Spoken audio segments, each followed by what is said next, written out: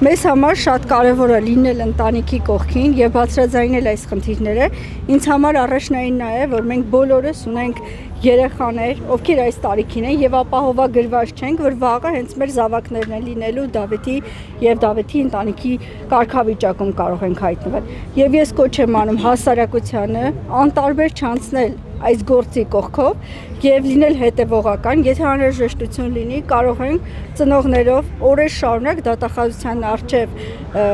հերթապահություն սահմանել եւ պահանջել արդարություն։ Ես աջակցություն եմ հայտնում եւ Դավիթին եւ այն բոլոր այսպիսի անարդար գործով դատապարտված մարդկանց։ Ձեր նշած ձևով հնարավոր է ինչ-որ ուշադրություն կենտրոնացնելով հարցին լուծում տալ, ոչ միայն ուշադրությունը հրավիրել։ Միանշանակ անհնարին ոչինչ չկա, մենք այդպիսի նախադեպ ունենք, երբ որ Լիդիա Մանթաշյանի գործով օրեր շարունակ դատախազության առջև մենք նստածույց էինք անում եւ այս դեպքն էլ կարող են նախադեպ լինել եւ հիմքեր ստեղծելով կարող ենք այս գործն էլ շարունակել նույն կարգավիճակով։ Իսկ հնարավոր է որ նստածույց էլ սկսվի, եթե ձեր պահանջները չբավարարեն։ Ես չեմ բացառում, անկեղծ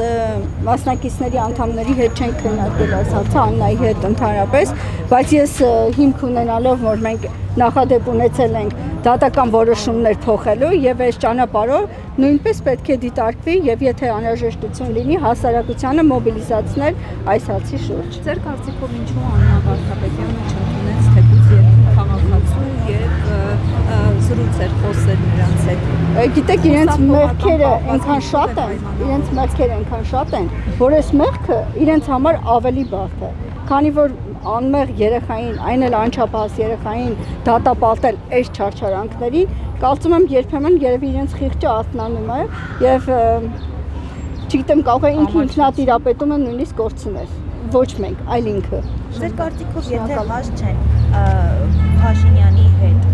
ինչու այդտեղ։ Ես չեմ ասում հաշ չեն Փաշինյանի հետ, այլ հաշ չեն այս դեպքի հետ, չմոռանանք, որ տվյալ գործով երկու հոգի հեռացվել է, քննության ընթացքում ոչ մի ապացույց չի հայտնաբերվել եւ այստեղ ակնհայտ է, որ երեխաներին հետապնդում են եւ ցանկանում են իրենց ուժը ցույց տալ երեխաների քո ուժը ցույց տուր քո թշնամու նկատմամբ, ովքեր հիմա քո սահմանին կանգնած են, ոչ թե անչափահաս 18 տարեկան երեխայի վրա։